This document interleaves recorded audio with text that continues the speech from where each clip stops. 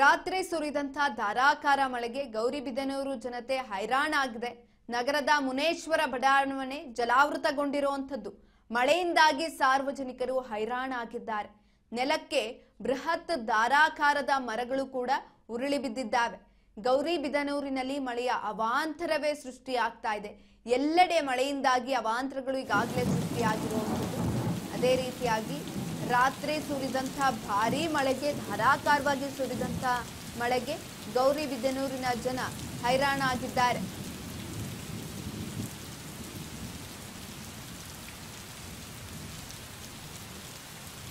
ಚಿಕ್ಕಬಳ್ಳಾಪುರ ಜಿಲ್ಲೆಯಾದ್ಯಂತ ಧಾರಾಕಾರವಾಗಿ ಮಳೆ ಸುರಿತಾ ಇರುವಂತದ್ದು. ಮಹಾಮಳೆಗೆ ಅಲ್ಲಿನ ಜನಜೀವನ ಅಸ್ತವ್ಯಸ್ತವಾಗಿದೆ.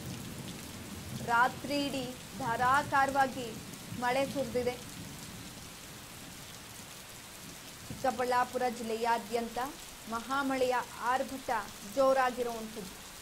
ನಗರದ ಮುನೇಶ್ವರ ಬಡಾವಣೆ ಸಂಪೂರ್ಣವಾಗಿ ಜಲಾವೃತಗೊಂಡಿದೆ. ಗೌರಿಬಿದನೂರಿನ ಜನತೆ ಹೈರಾಣಾಗಿದ್ದಾರೆ. ಈಗಾಗಲೇ ಧಾರಾಕಾರವಾಗಿ ಮಳೆ ಸುರಿತಾ ಇರುವ ನಿಟ್ಟಿನಲ್ಲಿ ಜನಜೀವನ ಅಸ್ತವ್ಯಸ್ತ ಆಗಿರುವಂಥದ್ದು. ಗೌರಿಬಿದನೂರು ನಗರದ ಮುನೇಶ್ವರ ಬಡಾವಣೆ ಸಂಪೂರ್ಣವಾಗಿ ಜಲಾವೃತಗೊಂಡಿದೆ. ಮಳೆಯಿಂದಾಗಿ ಸಾರ್ವಜನಿಕರು ಹೈರಾಣಾಗಿದ್ದಾರೆ. ನೆಲಕ್ಕೆ ಬೃಹತ್ ಆಕಾರದ ಮರಗಳು ಉರುಳಿ ಬಿದ್ದಿರುವಂಥದ್ದು.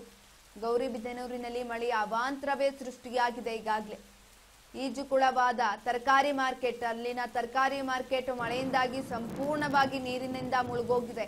ಈಜುಕೊಳದಂತೆ ಕಾಣ್ತಾ ಇದೆ, ಸ್ವಿಮ್ಮಿಂಗ್ ಪೂಲ್ ಅಂತೆ ಕಾಣ್ತಾ ಇರುವಂತದ್ದು ಅಲ್ಲಿನ ಮಾರ್ಕೆಟ್ ಕೂಡ. ಗೌರಿಬಿದನೂರು ಮಾರ್ಕೆಟ್ ಒಳಗಡೆ ನೀರು ನುಗ್ಗಿರೋದ್ರಿಂದ ಜನರು ಪರದಾಟವನ್ನ ನಡೆಸಿದ್ದಾರೆ.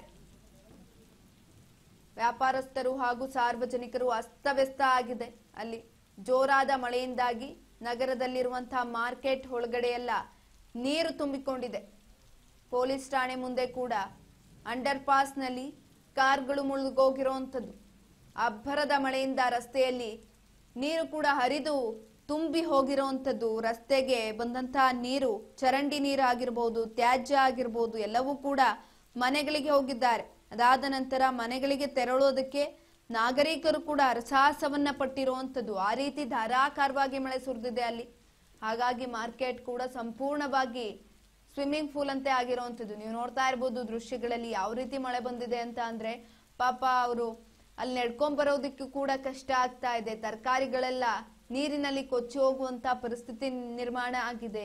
ಸಂಪೂರ್ಣವಾಗಿ ನೀರಿನಲ್ಲಿ ಮುಳುಗೋಗಿರುವಂತದ್ದು ತರಕಾರಿಗಳು ಕೂಡ.